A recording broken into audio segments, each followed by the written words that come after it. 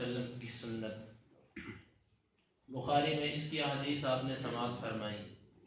آج میں کچھ مزید حدیث آپ کے گوش گزار کرنا چاہتا ہوں رفع الیدین کے متعلق۔ رفع الیدین کی پہلی حدیث عبداللہ بن عمر رضی اللہ عنہ کی ہے۔ عبداللہ بن عمر رضی اللہ عنہ کا تھوڑا سا تعارف ہو جائے۔ یہ عبداللہ بن عمر وہ صحابی ہیں کہ جن کو شارحین کے ہاں، محدثین کے ہاں متبع سنت کے نام سے یاد کیا جاتا ہے۔ یہ نبی صلی اللہ علیہ وسلم کے اتنے سخت اتباع کرنے والے تھے، سارے صحابہ اتباع کرتے تھے، لیکن ان کی خوبی یہ تھی کہ یہ نبی صلی اللہ علیہ وسلم کی ایک ایک ادا کو نوٹ کیا کرتے تھے۔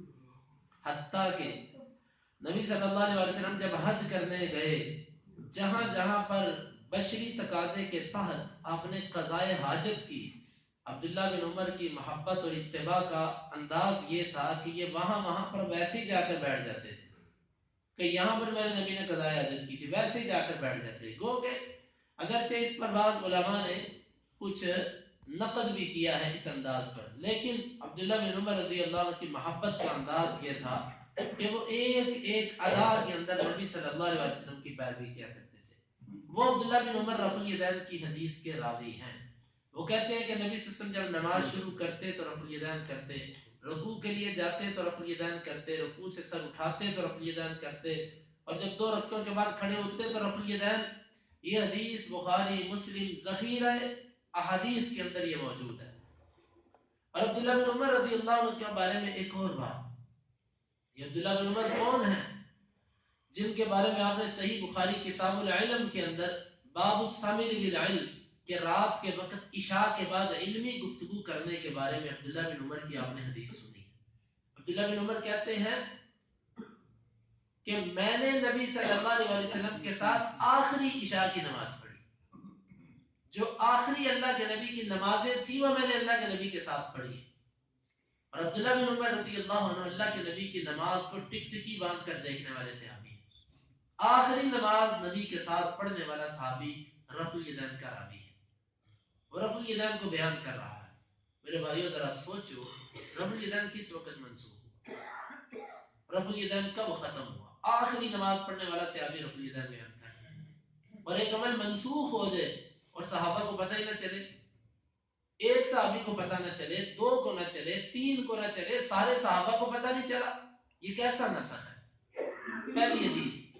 دوسری حدیث مشہور وائل بن حجر رضی اللہ عنہ کی صحیح بخاری میں اور ذخیرہ کتب میں یہ حدیث موجود ہے۔ وائل بن حجر کون ہے؟ یہ یمن کے شہزادے تھے، یمن کے۔ صرف 2 مرتبہ نبی صلی اللہ علیہ وسلم سے ملنے کے لیے آئے، ایک مرتبہ 9 ہجری میں اور ایک مرتبہ 10 ہجری میں۔ اس سے پہلے نہیں آئے، اس سے پہلے مسلمان بھی نہیں ہوئے۔ 9 اور 10 ہجری میں نبی صلی اللہ علیہ وسلم سے ملنے کے لیے آئے اور آ کر نبی صلی اللہ علیہ وسلم کی نماز سیکھ کر گئے۔ 9 اور 10 ہجری میں آنے والا صحابی 2 دفعہ آیا اور دونوں دفعہ رفع الیدین بیان کر رہا ہے۔ کہتے ہیں کہ جب میں پہلی دفعہ آیا میں نے نبی صلی اللہ علیہ وسلم کو دیکھا، امام بخاری ان کی حدیث لے کر آئے، اللہ کے نبی نماز شروع کرتے تو رفع الیدین کرتے، رکوع کے لیے جاتے تو رفع الیدین کرتے، رکوع سے سر اٹھاتے تو رفع الیدین کرتے۔ وہ کہتے ہیں ثم جئت الى قابل او کما قال، پھر میں اگلے سال پھر آیا، میں نے دیکھا سخت سردی تھی، نبی صلی اللہ علیہ وسلم نے اپنے اوپر چادر اوڑھی ہوئی تھی، اور جس وقت رفع الیدین کی باری آتی نبی صلی اللہ علیہ وسلم چادر سے ہاتھ باہر نکال کر رفع الیدین کیا کرتے تھے۔ 2 دفعہ زندگی میں آیا، 9 ہجری اور 10 ہجری، اور 11 ہجری کی ابتدا ربیع الاول 3 مہینے میں نبی صلی اللہ علیہ وسلم فوت ہو گئے۔ بتلائیے کہ 10 ہجری تک آنے والا صحابی اللہ کے نبی کا رفع الیدین بیان کر رہا ہے۔ رفع الیدین منسوخ کس وقت ہوا؟ کس وقت چھوٹا رفع الیدین؟ مشہور صحابی مالک بن حویرث رضی اللہ عنہ جن کی حدیث بخاری میں، مسلم میں، تمام حدیث کی کتابوں میں موجود ہے، یہ آخر میں مسلمان ہوئے، اور آپ نے ان کی حدیث بخاری میں سنی ہے کہ جب مسلمان ہوئے تو 20 آدمی اللہ کے نبی سے دین سیکھنے کے لیے آئے۔ 20 آدمی آئے اللہ کے نبی سے دین سیکھنے کے لیے۔ کچھ دن نبی صلی اللہ علیہ وسلم کے پاس یہ 20 دن رہے، معذرت 20 دن اللہ کے نبی کے پاس رہے۔ اس کے بعد کہتے ہیں ہم نوجوان تھے، نئی ہماری شادی ہوئی تھی، ہمارا گھروں کو شوق زیادہ تھا، اللہ کے رسول بڑے مشفق آدمی تھے، آپ نے دیکھا، آپ نے ہمیں گھروں کو جانے کی اجازت دی۔ اللہ کے نبی نے ہمیں نماز کا طریقہ سکھایا اور کہا کہ جاؤ اپنے گھروں کو لوٹ جاؤ اور یہ نماز اپنے گھر والوں کو بھی سکھاؤ۔ وہ مالک بن حویرث رضی اللہ عنہ جب اللہ کے نبی کی نماز بیان کرتے ہیں تو کتابیں اٹھا کر دیکھیے، وہ کہتے ہیں نماز شروع کرتے تو رفع الیدین کرتے، رکوع کے لیے جاتے تو رفع الیدین کرتے، رکوع سے سر اٹھاتے تو رفع الیدین کرتے۔ وہ حدیث رفع الیدین بیان کر رہے ہیں۔ ابو حمید الساعدی رضی اللہ عنہ مشہور صحابی ہیں، ان کے بارے میں ابو داؤد اور دیگر حدیث کی کتابوں میں آتا ہے کہ نبی صلی اللہ علیہ وسلم کی وفات کے بعد بھی یہ اپنے 10 صحابہ کو انہوں نے جمع کیا اور ان کو کہنے لگے آؤ میں تم کو نبی صلی اللہ علیہ وسلم کی نماز پڑھ کے دکھاتا ہوں۔ سب نے کہا ٹھیک ہے آپ پڑھ کے دکھائیے۔ نماز پڑھی، شروع کیا تو رفع الیدین، رکوع کے لیے گئے تو رفع الیدین، رکوع سے سر اٹھایا تو رفع الیدین۔ ابو داؤد کی روایت ہے، کھول کے دیکھ لیجئے، جب نماز پوری کی تو سب کے سب صحابہ نے کہا جی ہاں اسی طرح رسول اللہ صلی اللہ علیہ وسلم نماز پڑھا کرتے تھے۔ ابھی اللہ کے نبی کی وفات کے بعد بھی 10 صحابہ جمع ہو کر مسجد نبوی ہے، اللہ کے گھر ہے، وہاں پر بیٹھ کر یہ نماز کا طریقہ سکھا رہے ہیں، لیکن کسی نے یہ نہیں کہا کہ رفع الیدین منسوخ ہو گیا۔ جابر رضی اللہ عنہ رفع الیدین کے راوی ہیں کہ نبی صلی اللہ علیہ وسلم نماز شروع کرتے رفع الیدین کرتے، رکوع کے لیے جاتے رفع الیدین کرتے، رکوع سے سر اٹھاتے رفع الیدین کرتے۔ ابو موسیٰ اشعری رضی اللہ عنہ رفع الیدین کی حدیث کے راوی ہیں۔ میں آپ کو بتاتا ہوں علماء نے 450 کے قریب احادیث بیان کی ہیں رفع الیدین کرنے کی، ان میں کچھ روایت ضعیف بھی ہیں، لیکن اور یہ بھی علماء نے لکھا ہے کہ رفع الیدین کی احادیث متواتر کی حد تک پہنچتی ہے، متواتر یعنی کہ اتنی زیادہ تعداد ان حدیث کو بیان کر رہی ہے۔ اسی لیے امام ابن خزیمہ رحمہ اللہ فرماتے ہیں کہ میں نے امام محمد بن یحییٰ الزہری رحمہ اللہ کو یہ کہتے ہوئے سنا، وہ فرما رہے تھے کہ رفع الیدین کی حدیث کے بعد سننے کے بعد مسلمان پر لازم ہے کہ وہ رفع الیدین کرے۔ یہ میری بات نہیں ہے، امام محمد بن یحییٰ الزہری رحمہ اللہ کی کہ رفع الیدین کی حدیث سننے کے بعد ایک مسلمان پر لازم ہے رفع الیدین کرے۔ اسی لیے ہمارے ہندوستان کے شاہ ولی اللہ محدث دہلوی رحمہ اللہ وہ یہ کہا کرتے تھے، حجت اللہ البالغہ میں ان کی یہ عبارت لکھی ہوئی ہے، والذی یرفع احب الی ممن لا یرفع، وہ بندہ جو رفع الیدین کرتا ہے وہ مجھے زیادہ پسند ہے اس سے جو نہیں کرتا۔ ہندوستان کا کچھ مزاج ایسا تھا کہ اس میں بعض لوگوں کی فقہ کا غلبہ تھا، اب بھی ہے، تو شاہ صاحب نے دبے لفظوں میں حق کا اظہار کیا، حق کا اظہار کیا کہ والذی یرفع احب الی ممن لا یرفع، رفع الیدین کرنے والا مجھے پسند ہے بنسبت اس کے جو نہیں کرتا۔ اور امام بخاری رحمۃ اللہ علیہ کے استاد امام علی بن مدینی رحمہ اللہ فرماتے ہیں کہ رفع الیدین کی احادیث جو ہیں وہ ان احادیث کو بیان کرنے کے بعد کہتے ہیں یہ احادیث بنیاد ہیں، ہر مسلمان کے لیے لازم ہے کہ وہ اللہ کے نبی کی اس سنت کو اختیار کرے، نبی کی سنت کو نہ چھوڑے۔ یہ میں نے آپ کے سامنے صرف 4 سے 5 حدیث بیان کی ہیں، وگرنہ رفع الیدین کی حدیث بہت زیادہ ہے۔ اور اب آئیے کچھ صحابہ سے، ہمارے بعض بھائی خلفائے راشدین کا نام بعض مسائل میں بہت لیتے ہیں۔ خلفائے راشدین ہدایت کے ستارے ہیں، ان سے جو عمل مل جائے اگر وہ حدیث کے خلاف نہیں تو وہ عمل ہمارے لیے قابل حجت ہے، ہم اس کو لازم پکڑیں گے اپنے لیے۔ سب سے پہلے ابو بکر رضی اللہ عنہ خلیفہ اول سے رفع الیدین صحیح سند سے ثابت ہے۔ امام بہقی رحمہ اللہ نے بھی اس حدیث کو بیان کیا اور دیگر حدیث کی کتابوں میں بھی آتا ہے۔ یہ حدیث لمبی ہے، میں اختصار کے ساتھ آپ کو بیان کرتا ہوں۔ عبداللہ بن زبیر رضی اللہ عنہ کے شاگرد کہتے ہیں کہ میں نے صحابی عبداللہ بن زبیر رضی اللہ عنہ کو نماز پڑھتے دیکھا، وہ جب نماز شروع کرتے تو رفع الیدین کرتے، رکوع کے لیے جاتے تو رفع الیدین کرتے، رکوع سے سر اٹھاتے تو رفع الیدین کرتے۔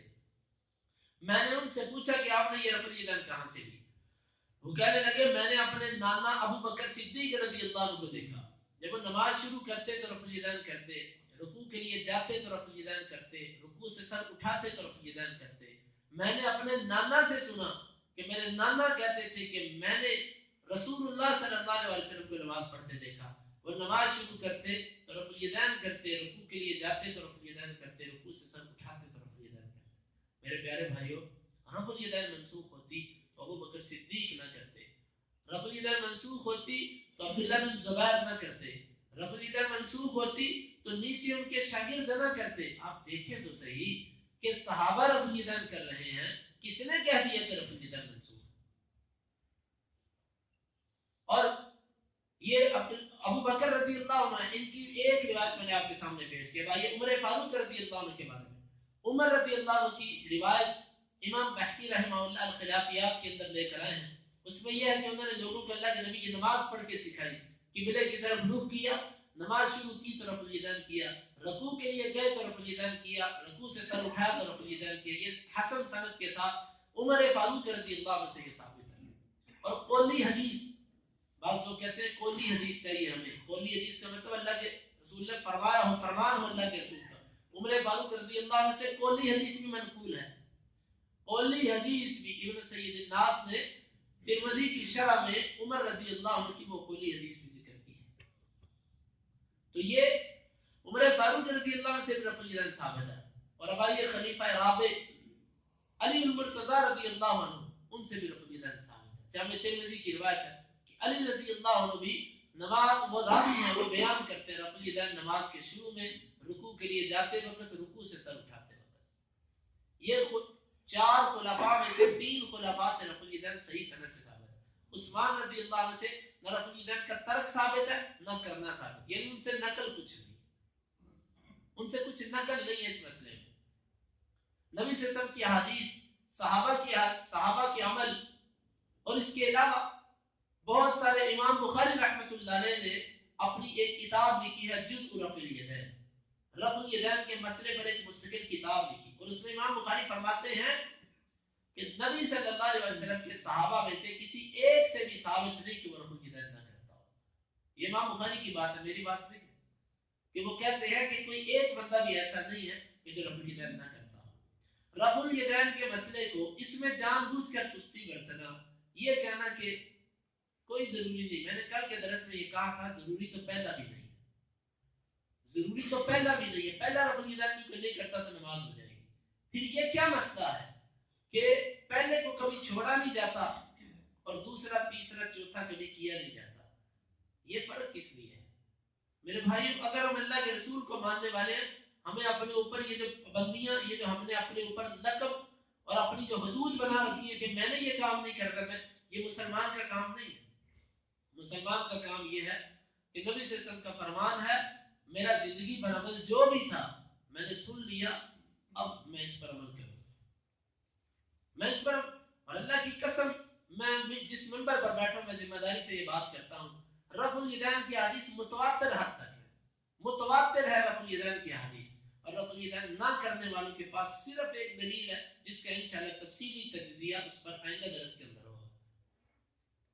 صرف ایک حدیث کو سہارا بناتے ہیں، صرف ایک حدیث کو، اور وہ بھی محدثین کے ہم مخدوش، مجروح اور ضعیف ہے.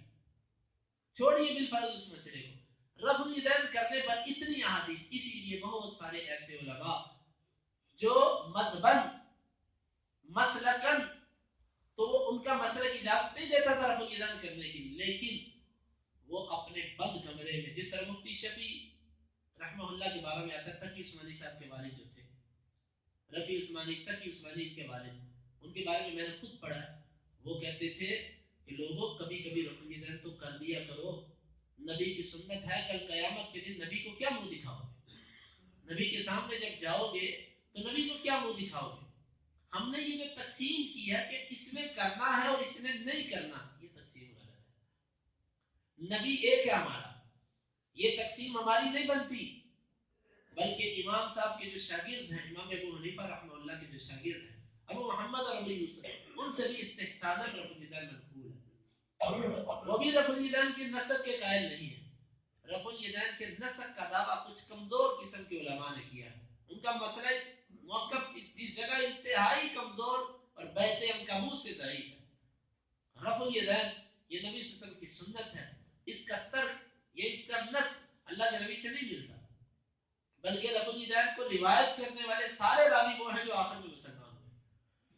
اور رفع الیدین نہ بیان کرنے والے ایک صحابی عبداللہ بن مسعود جو مکے میں رسول اللہ صلی اللہ علیہ وسلم کے پاس سے پھر ہجرت کر کے حبشہ چلے گئے، وہاں پر رہے، زیادہ حصہ ان کا زندگی کا ہجرت میں گزرا. اور یہ نبی صلی اللہ علیہ وسلم کے اگرچہ مدینے میں وہ آئے، ساتھ پاس رہے، صرف ایک صحابی ہے. اور ان کی اس حدیث کا بھی معنی کیا ہے، خود بہت سارے ایسے علماء جو رفع الیدین کے قائل بھی یہ بات کہی ہے کہ عبداللہ بن مسعود کی حدیث میں کچھ ایسی بات نہیں ہے کہ رفع الیدین نہیں کرنا چاہیے. تو بھائی یہ احادیث میں نے آپ کے سامنے رکھی ہے. ہر بندہ اللہ کو خود جواب دے ہے. سننے کے بعد کم از کم اگر کسی کی تسلی نہیں ہوئی اس کا آپ مطلب وہ مزید تحقیق کرے, مزید تحقیق کرے, جائے دوسرے علماء سے پوچھے, وہ علماء ہیں ان سے پوچھے, لیکن پوچھ کر رکنا نہیں. خرابی جہاں سے پیدا ہوتی ہے کہ جب پوچھنے جاتے ہیں تو پھر یہ کہا جاتا ہے کہ تم ادھر کیوں گئے, تم نے کیوں سنا, آج کے بعد نہیں جانا. یہ کام نہیں کرنا. آپ سنیے, ہم آپ کو خود کہتے ہیں ادھر جائیں, پوچھیں ان سے کہ علماء کرام ہماری رہنمائی کریں, لیکن پوچھنے کے بعد ہمارے پاس پھر آئیے, ہمیں بتلائیے کہ انہوں نے یہ کہا ہے, ہم آپ کو حقائق بتلائیں گے. تو اس لیے رفع الیدین کی مسئلے پر جس نے تھوڑی سی تحقیق کی, اللہ تعالیٰ نے اس کے سینہ کھول دیا, اسے رفع الیدین. ہم رفع الیدین اس لیے بھی کرتے ہیں کہ عبداللہ بن عمر رضی اللہ عنہ اس کے راوی ہیں, امام بخاری اس کو جز رفع الیدین کے اندر لے کر آئے ہیں, تو فرماتے ہیں کہ ایک مرتبہ رفع الیدین کرنے پر ایک انگلی پر ایک نیکی ملتی ہے اور 10 انگلیوں پر 10 نیکیاں. ایک دفعہ رفع الیدین کرنے پر 10 نیکیاں. 4 وقتی نماز میں 10 جگہ پر رفع الیدین آتا ہے. گویا کہ رفع الیدین کرنے والا بندہ 100 نیکی زائد لے جاتا ہے اس بندے سے جو رفع الیدین نہیں کرتا. یہ میری بات نہیں ہے میرے بھائیو, عبداللہ بن عمر کی صحیح سند سے. اور جب عبداللہ صحابی کوئی ایسی بات کرے جس میں کسی ثواب کا ذکر ہو, جس میں کسی سزا کا ذکر ہو, وہ اپنی طرف سے نہیں کر سکتا. اب عبداللہ بن عمر کیسے کہہ سکتے ہیں رفع الیدین کرنے پر ایک انگلی پر ایک نیکی؟ عبداللہ بن عمر اپنی طرف سے نہیں کہہ سکتے. یقیناً انہوں نے اللہ کے نبی سے سنا ہوگا, اس کو مرفوع حکمی کہا جاتا ہے. تو ہم اس لیے بھی رفع الیدین کرتے ہیں کہ قیامت کے دن تو بندہ ایک نیکی لینے کے لیے بھی کہاں کہاں جائے گا. تو دنیا میں جان بوجھ کر سینکڑوں نیکیوں کو ضائع کر دینا اور یہ کہنا کہ صرف اس بنا پر کہ یہ عمل میں نے ساری زندگی نہیں کیا. افسوس, بعض لوگ کہتے ہیں اس دور میں کچھ جو پڑھے لکھے لوگ ہیں جنہوں نے کچھ حدیث پڑھی ہیں, وہ کہتے ہیں نہیں یہ رفع الیدین منسوخ نہیں ہے. ہم یہ کہتے ہیں کہ رفع الیدین جو ہے وہ صرف اور صرف سنت ہے, کر لو ٹھیک, نہ کرو تو بھی ٹھیک. ہم کہتے ہیں کہ بھائی آپ کی ہدایہ میں لکھا ہوا ہے کہ نماز وضو کرتے وقت کلی کرنا بھی سنت ہے, ناک میں پانی ڈالنا بھی سنت ہے, سب سے پہلے ہاتھ دھونا, پھر چہرہ دھونا, پھر بازو دھونا, پھر پاؤں دھونا, یہ بھی سنت ہے. اگر آپ سیدھا پاؤں سے شروع کر دیتے ہو دھونا تو یہ بھی آپ کے نزدیک وضو ہو جائے گا. یہ فقہ میں لکھا ہوا ہے, پاؤں سے دھونا شروع کر دو سب سے پہلے, پھر بازو دھو لو, پھر چہرہ دھو لو, یہ ہو جائے گا. فقہ کے مطابق تو وضو ہو جاتا ہے صاحب ہدایہ کے نزدیک. کلی کرنا, ناک میں پانی ڈالنا 3 دفعہ, یہ سب سنتیں ہیں. وہ کہتا ہے چھوڑو ان کو, صرف پاؤں سب سے پہلے دھو لو, پھر بازو, پھر چہرہ, آپ کا وضو ہو گیا. کوئی ضرورت نہیں اس سے زیادہ جانے کی. لیکن کیا آپ نے کبھی, وہ کہتا ہے کلی کرنا سنت, ناک میں پانی ڈالنا سنت. میں پوچھتا ہوں کہ کیا یہ سنتیں کبھی ہم نے چھوڑی ہیں؟ کبھی کوئی آپ میں سے ایسا بندہ ہے کہ جس نے سب سے پہلے پاؤں دھوئے ہو؟ ترتیب سے وضو کرنا صاحب ہدایہ کے نزدیک سنت ہے, تو کیا اس سنت کو کبھی چھوڑا ہم نے؟ کلی کرنا یہ سنت ہے, اس سنت کو کبھی چھوڑا ہے؟ ناک میں پانی ڈالنا بھی سنت ہے, اس کو کبھی چھوڑا ہے؟ اس کو کبھی چھوڑا نہیں ہے یہ بھی سنت, اور رفع الیدین بھی سنت ہے, اس کو کبھی کیا نہیں. یہ فرق کیسا ہے؟ وطروں کے اندر رفع الیدین جو کرتے ہیں بعض بھائی, ان کے نزدیک تو اس کا درجہ سنت کیا ہے, تو وطروں میں کبھی چھوڑ کے بھی وطر پڑے ہیں, اس کے بغیر بھی کبھی وطر پڑے ہیں؟ نہیں. اصل میں یہ مسئلہ سنت اور عدم سنت کیا نہیں ہے, یہ ایک جمود ہے, ایک فقہی جمود ہے کہ ہم فلاں کی تقلید کرتے ہیں, ہمارا یہ شعار اور علامت ہے کہ ہم یہ کام نہیں کریں. اور امام حاکم رحمہ اللہ کی بات میں آپ کو پیش کرتا ہوں. امام حاکم بہت بڑے امام, فقہ امام ہیں. وہ اپنی کتاب, انہوں نے ایک کتاب لکھی ہے جس میں شعار اہل الحدیث, اہل حدیث کی علامات کیا کیا ہیں, محدثین کی علامات کیا کیا ہیں, یہ انہوں نے ذکر کیا. ان میں جن چیزوں کو انہوں نے ذکر کیا اس میں ایک کہتے ہیں کہ رفع الیدین, نماز کے اندر رفع الیدین کرنا, نماز کے شروع میں رکوع جاتے, رکوع سے سر اٹھاتے, یہ اہل حدیث کی علامت ہے. یہ آج سے تقریباً 900 سال یا بلکہ آج سے 1000 سال پہلے گزرے ہوئے امام ہیں کہ جن کا میں حوالہ آپ کے سامنے پیش کر رہا ہوں. اور پھر رفع الیدین کرنے پر ائمہ کی کتابیں موجود ہیں. امام بخاری نے جس رفع الیدین لکھا, اس کے بعد امام ابن القیم نے کتاب لکھی, امام حاکم نے اس پر لکھا, بے شمار محدثین جنہوں نے رفع الیدین پر کتابیں لکھی. اس کے برعکس کوئی ایک بھی ایسا محدث نہیں ہے کہ جس نے رفع الیدین نہ کرنے پر بھی کتاب ہے. میں ذمہ داری سے یہ بات کہتا ہوں. کوئی بندہ اگر یہ کہتا ہے کہ ہے تو وہ مجھے دکھائے.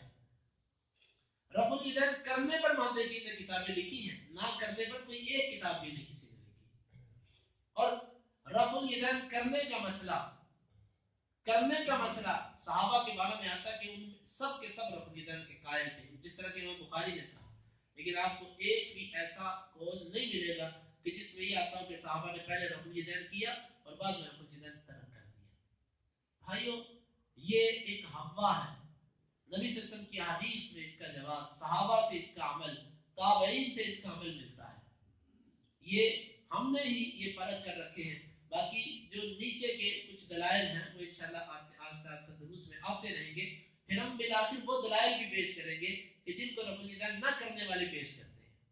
ان دلائل کو آپ کے سامنے رکھیں گے, حقائق آپ کے سامنے کھولیں گے. یہ نہیں کہ صرف رفع الیدین کرنے کے دلائل پیش کیے جائیں گے, نہ کرنے والے جو دلائل پیش کرتے ہیں وہ بھی آپ کو دکھائیں گے.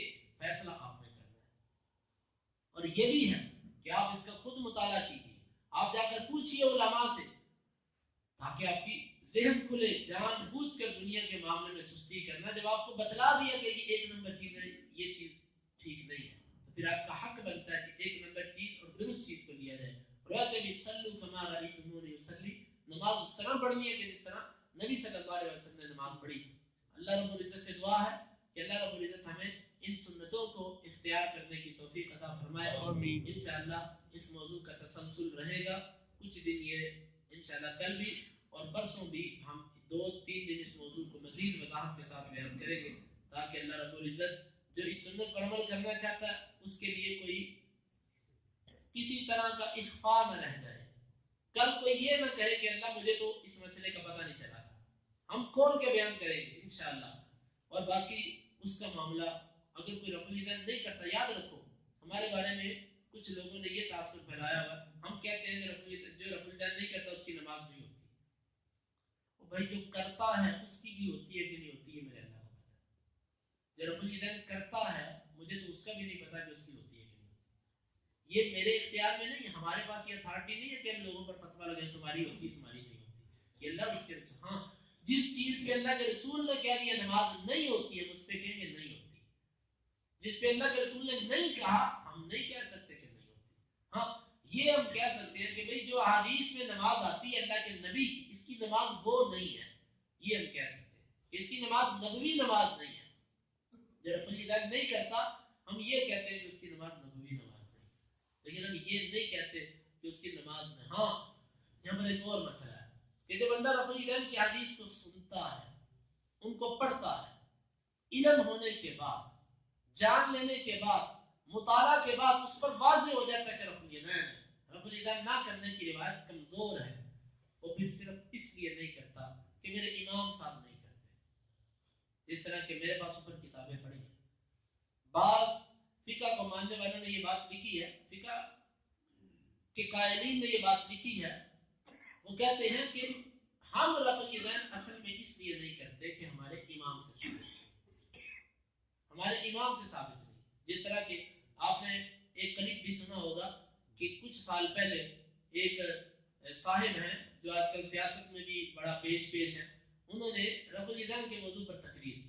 وہ کہنے لگے کون کہتا رفع الیدین کرنے والے جنت میں نہیں جائے گا؟ جائیں گے. امام بخاری رفع الیدین کرتے تھے, امام مسلم کرتے تھے, امام ابو داؤد کرتے تھے, سارے امام رفع الیدین کرتے تھے, پیر عبد القادر جیلانی رفع الیدین کرتے تھے. 4 اماموں میں سے 3 امام, امام مالک, امام شافعی, امام احمد بن حنبل رفع الیدین کرتے تھے, دیگر ائمہ کرتے تھے. کیا یہ جنت میں نہیں جائیں گے؟ جائیں گے. سارے امام کرتے تھے, لیکن میں نہیں کرتا. میں کیوں نہیں کرتا؟ اس لیے کہ میں حنفی ہوں اور میرا امام نہیں کرتا تھا. اللہ کی قسم یہ اتنا بدبودار کلمہ ہے, اس کلمے میں اتنی توہین ہے اللہ کے رسول کی, اتنی بے ادبی ہے اللہ کے رسول کی. مان رہے ہیں کہ اللہ کے رسول سے رفع الیدین ہے, اللہ کے نبی کی حدیث ہے, لیکن میں کیوں نہیں کرتا کہ میرا امام نہیں کرتا. گویا کہ ایک شخص کی اتھارٹی اللہ کے رسول سے زیادہ ہے. گویا کہ اللہ کے نبی کی حدیث محتاج ہیں ایک امام کے عمل کی. اگر امام عمل کرے تو اللہ کے نبی کی حدیث پر عمل ہوگا, امام عمل نہ کرے تو اللہ کے نبی کی حدیث کو بھی چھوڑ دیا جائے گا. گویا کہ نبی کی حدیث محتاج ہے امام کے عمل کی. یہ بدبودار کلمہ ہے جو تعصب. حقیقت یہ ہے کہ تقلید نے جتنا امت کے اندر افتراق اور انتشار پیدا کیا ہے، اس اتنا زیادہ افتراق اور انتشار کسی باہر سے کسی نے پیدا نہیں کیا. اس تقلید نے امت کو سخت نقصان پہنچایا. آپ کو معلوم ہے میں تاریخ سے بات کر رہا ہوں، تاریخ کا طالب علم ہوں میں. تاریخ کے اندر یہ لکھا ہے کہ جہاں پر حنفیوں اور شافیوں کی آپس میں لڑائیاں ہوئی، ان کی لڑائیاں ہوئی اور بعض شافیوں نے یہاں تک کہا، حنفیوں نے یہاں تک کہا کہ شافی سے لڑکی لینا جائز ہے، دینا جائز نہیں. آپ کو پتہ یہ مسئلہ کس کے لیے ہے؟ یہ اہل کتاب کے ساتھ یہ مسئلہ ہے کہ ان کی لڑکی لے سکتے ہیں، ان کو دے نہیں سکتے. لیکن اس تقلید کی وجہ سے اتنا امت کو نقصان پہنچا، یہاں تک کہا گیا کہ شافیوں کی لڑکی لی جا سکتی ہے، دی نہیں جا سکتی. اور شافیوں میں سے ایک حنفی ہو گیا، انہوں نے کہا کہ تیرا سارا خاندان شافی، تو حنفی. وہ کہنے لگا کیا تمہیں پسند نہیں ہے کہ تمہارے خاندان میں سے کوئی ایک ہی مسلمان ہو جائے؟ یہ تعصب. اور پھر لڑائیاں ثابت ہیں، اٹھا کے دیکھیے تاریخ، آپس میں قتال ہوئی، لڑائیاں ہوئی. اور ایک قاضی تھے جو کہتے تھے اگر مجھے حکومت مل گئی تو میں شافیوں پر جزیہ مسلط ٹیکس مسلط کروں گا. جزیہ لوں گا میں شافیوں سے. جزیہ کس سے لیا جاتا ہے؟ اہل کتاب اور کافر سے لیا جاتا ہے. میں ان سے جزیہ لوں گا. آپ دیکھیں تو صحیح تاریخ، بیت اللہ کے اندر اللہ کے رسول کا ایک مسلح تھا. بیت اللہ میں 4 مسلح کس کی وجہ سے بچے؟ کس نے بچھائے 4 مسلح؟ ایک بندہ نماز پڑھ رہا، باقی 3 پیچھے کھڑے. پھر دوسرا آتا، باقی 3 پیچھے ہیں. تیسرا آتا، باقی 3. یہ 4 امت کو ٹکڑے ٹکڑے جو کیا گیا، یہ صرف تقلید کے ہاتھوں کیا گیا. حقیقت یہ ہے کہ شاید یہ آپ نے کلمات پہلے نہ سنے ہو، یہ تقلید ہی ہے جو بہت بڑی رکاوٹ ہے احادیث پر عمل کرنے میں. کہ میں فلاں امام کا پابند. ہم یہ کہتے ہیں، ہماری بات سنو، ہم یہ کہتے ہیں کہ چاروں امام ہمارے امام ہیں، یہ ہمارے سر کا تاج ہے، ہم ان کی جوتیاں سیدھی کرنے والے، ہم ان کے خوشہ چین، ہم ان کے علم سے مستفید ہونے والے. لیکن ہم یہ کہتے ہیں کہ چاروں اماموں کو حدیث کی روشنی میں لے کر چلو. حدیث سے کوئی مسئلہ آپ کو نہیں مل رہا، صحابہ سے کوئی مسئلہ نہیں مل رہا، آؤ ان 4 اماموں سے پوچھو کہ جی ہماری رہنمائی کیجیے. اور جب حدیث میں ایک مسئلہ منقول ہے اور آپ کہتے ہو اس حدیث سے میں تب مانوں گا جب میرا امام کہے گا، اللہ کی قسم یہ تو سچی توہین ہے. یہ تو سچی توہین ہے ایک شخص کو نبی سے اوپر کرنے والی بات ہے کہ یہ کہے گا تو مانوں گا، نہیں کہے گا تو نہیں مانوں گا. خدا را ذرا سوچئے اس بات کو کہ میں نے یہ جو باتیں کی ہیں اس میں کوئی بات ایسی تو نہیں تھی کہ محض ایک جذباتی بات ہو، کوئی ایسی تو نہیں جو غلط ہو. پھر بھی اگر کچھ دیکھ، اس امت کے علماء کا حال یہ ہے، اس ہندوستان کے اندر تعصب اس حد تک تعصب تھا کہ اگر جس طرح کے محمد حسین بٹالوی رحمۃ اللہ علیہ کہنے حدیث عالم تھے، انہوں نے ایک صاحب کو، میں نام نہیں لوں گا کسی مکتبہ فکر کا، ایک صاحب کو انہوں نے خط لکھا، اس میں حدیث لکھ دی. اس نے میرے پاس اوپر کتاب پڑھی ہے، اس نے آگے جواباً اس کو یہ لکھا کہ تمہیں پتہ ہے میں حنفی ہوں، مجھے اگر منوانا ہے تو مجھے حدیث نہ پیش کرو، مجھے میرے امام کا قول پیش کرو. اور انہی صاحب ایک اور صاحب لکھتے ہیں کہ ہندوستان کے اندر ایک مالکی تھا جو ہاتھ چھوڑ کے نماز پڑھتا تھا. حنبلی، شافعی اور حنفی تینوں اکٹھے ہو کر اس کے پاس گئے کہ چلو مالکی سے جا کے کہتے ہیں کہ ہم تو ہاتھ مانگتے ہیں، تو کیوں چھوڑتا ہے، چلو اس کے پاس چلتے ہیں. تینوں اس کے پاس گئے، جا کر اس سے کہا کہ تو ہاتھ چھوڑ کے نماز پڑھتا ہے، تیرے پاس اس کی کوئی دلیل ہے؟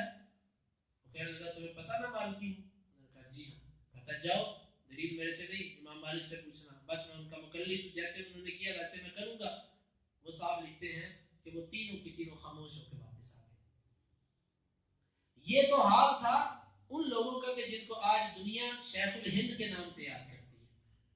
اور ایک صاحب وہ کہتے ہیں کہ ٹھیک ہے، بیع بالخیار کے مسئلے میں امام شافعی کا موقف ہی حدیث کے مطابق ہے، امام شافعی کی بات ہی حدیث کے قریب ہے. تقریر ترمذی کے اندر، جامع ترمذی کے شروع میں یہ ایک صاحب نے یہ بات لکھوائی جن کو شیخ الہند کے نام سے یاد کیا جاتا ہے.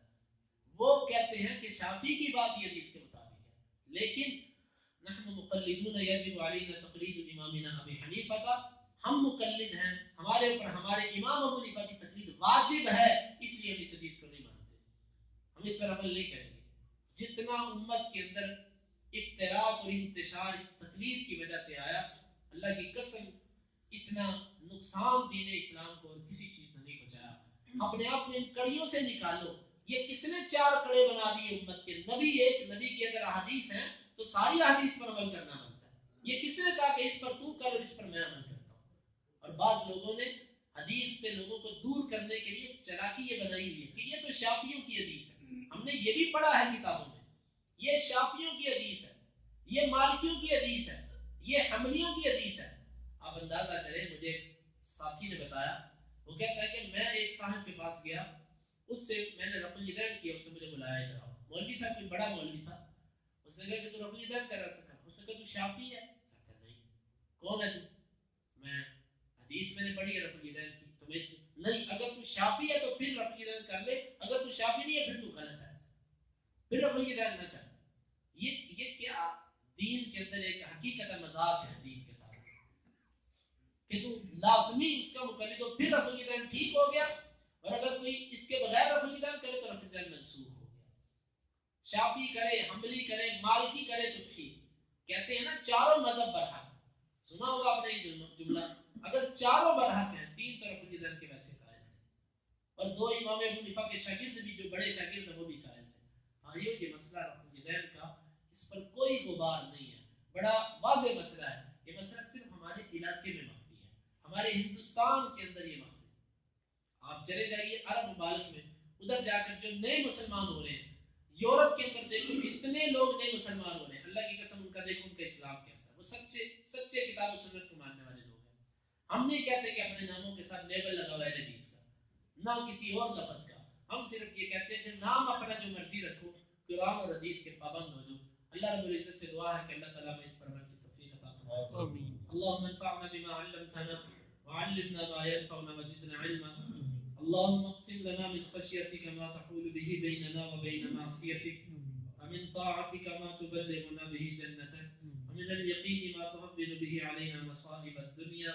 متعنا اللهم بأسماعنا وأبصارنا وقواتنا أبدا ما أحييتنا، واجعله الوارث منا، واجعل ثأرنا على من ظلمنا، ولا تجعل مصيبتنا في ديننا، ولا تجعل الدنيا أكبر همنا ولا مبلغ علمنا، ولا تسلط علينا من لا يرحمنا. وآخر دعوانا